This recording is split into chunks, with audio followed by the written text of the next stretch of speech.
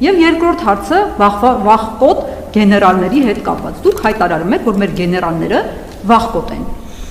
Ինչ եք դուք ուզում, որ մեր երեխաները, մեր թոռները հպարտանալու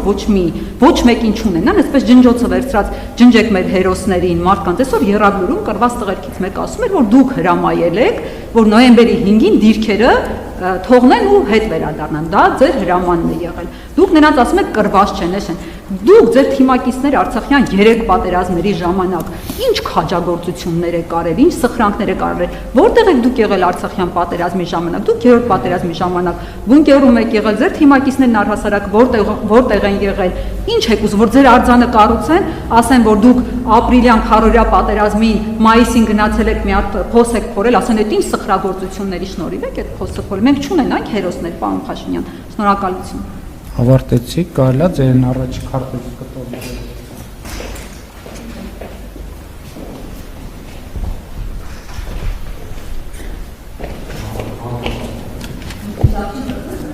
Տեսեք, ես ձեր ցույց տված քարտեզի վրա, այս մի կտորը գույն չունի, ընդհանրապես գույն չունի։ Եվ այն ինչ որ դուք նկարագրեցիք Հայաստանի Հանրապետությունը,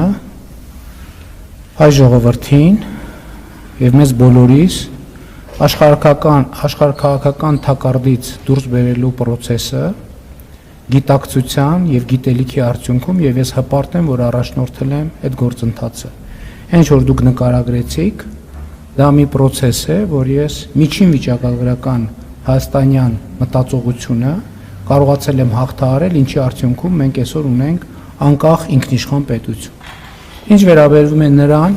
որ դուք ասում եք, որ ես ձեզ արգելել եմ Արցախ բառը ասել, դուք 5-6 անգամ այստեղ Հայաստանի Հանրապետության կառավարության շենքում այդ անունը ասեցիք։ Ես ուրիշ բան եմ ասում, ես ասում եմ, որ մենք պետություն ենք եւ պետք է հասկանանք, որ ասված ամեն արտահայտություն, արված ամեն քայլ ունի արժեք։ Որևէ արժեք։ Այդ արժեքը կարող է լինել պոզիտիվ, այդ արժեքը կարող է լինել նեգատիվ եւ ամեն ինչ ունի իր պատճառը հետևանքային կապերը եւ սա պետական գիտելիք ձեռք բերելու շատ կարեւոր մի գործընթաց է։ Ես չեմ ասել, որ գեներալները վախկոտ են, ես ասել եմ կան վախկոտ գեներալներ եւ դասալիքներ եւ այո, նրանցից շատերը դատվում են։ Մյուս մենք ունենք թալանչի գեներալներ, որոնք անցնում են ապօրինի գույքի գործով եւ մենք ունենք կոռուպցիայի գործերով անցնող գեներալներ